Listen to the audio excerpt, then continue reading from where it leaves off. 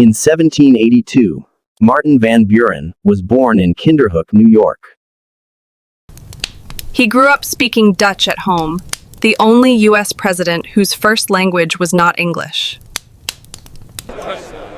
His father's tavern was a lively meeting place, filled with talk of trade and politics.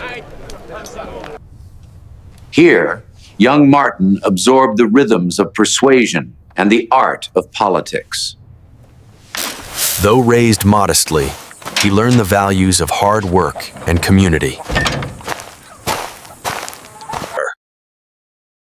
Education was simple, but his sharp mind stood out from an early age.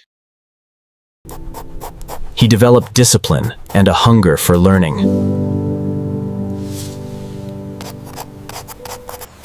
In this small Dutch-American village, a future president was quietly being shaped. Law soon became his doorway into public life.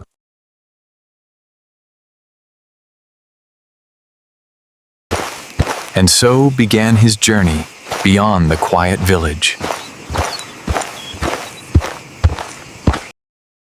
As a teenager, Van Buren apprenticed in a law office. He learned by copying papers, observing every detail. Precision became his habit.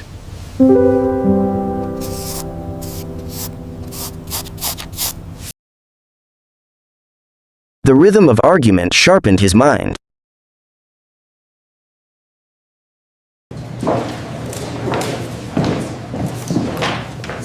The courtroom became his classroom. Soon, he was trusted by townsfolk for his sound judgment. His ambitions stretched far beyond Kinderhook.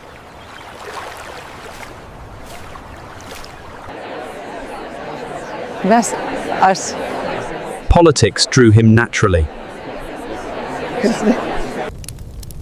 By his 20s, he was already a political voice.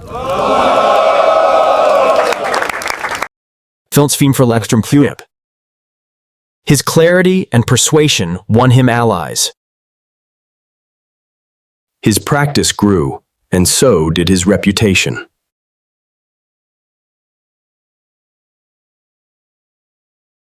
Knowledge was his weapon.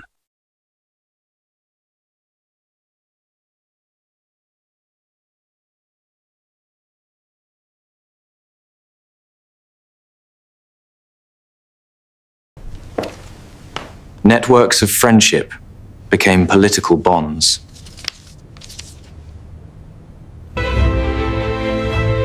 From humble beginnings, Van Buren was stepping onto a larger stage. In Albany, Van Buren rose quickly as a skilled lawyer and politician. He gathered allies, forming what became known as the Albany Regency. Behind-the-scenes negotiation was his gift. He watched, listened, and learned how power moved. And when he spoke, it was with precision and persuasion. He built trust by staying close to the people.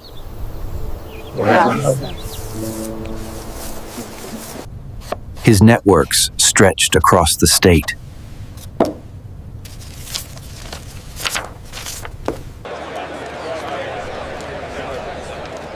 He believed politics should rest on organized parties. He trained a new generation of political organizers. So we will focus on three key areas. Every county, every district mattered. Politics was no longer just for elites. It was reaching the streets.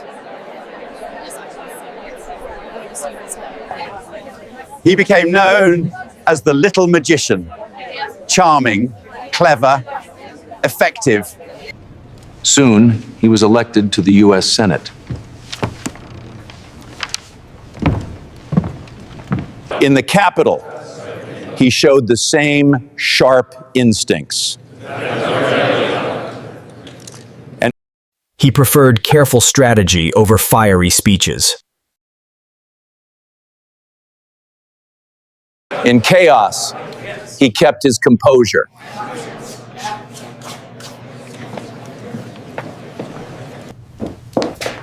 He aligned with Andrew Jackson, seeing in him a national leader.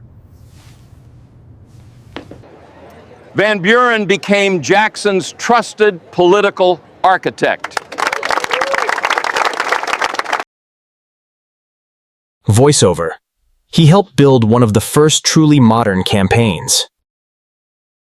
Organization turned energy into victory.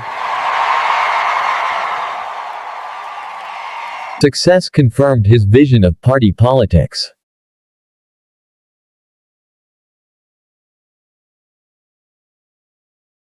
In 1829, Van Buren entered the White House as Jackson's Secretary of State.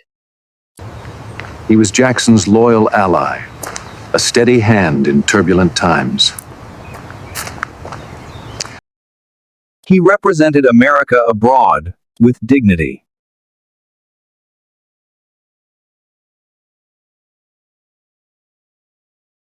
Step by step, he prepared himself for the presidency.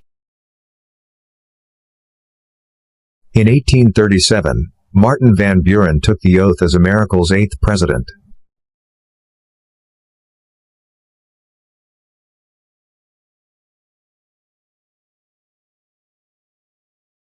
But just weeks later, disaster struck.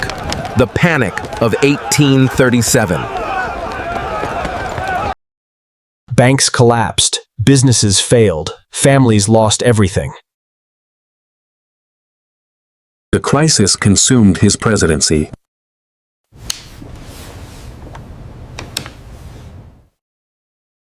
Van Buren defended limited government, resisting bailouts.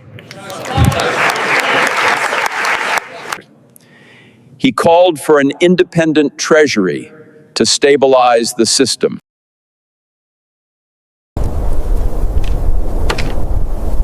But ordinary Americans blamed him for hard times.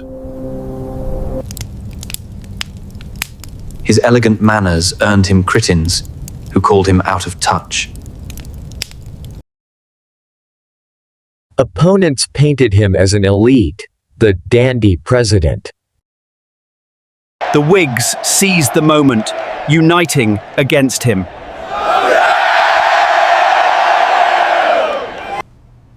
In 1840, he faced a fierce re-election battle. His opponent, William Henry Harrison, used catchy symbols and slogans. My good people, Van Buren could not match the Whig spectacle. The people made their choice.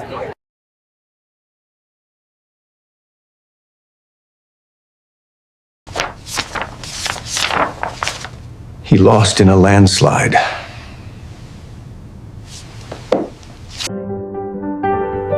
Van Buren retired to his estate, Lindenwald, in Kinderhook. He enjoyed the quiet rhythms of country life. But he never abandoned politics entirely. He advised allies, watching new parties rise and fall.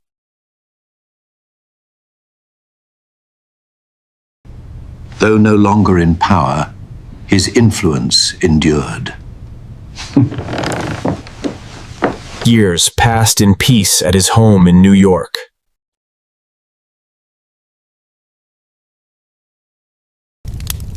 In 1862, he passed away at the age of 79. He was laid to rest in his hometown.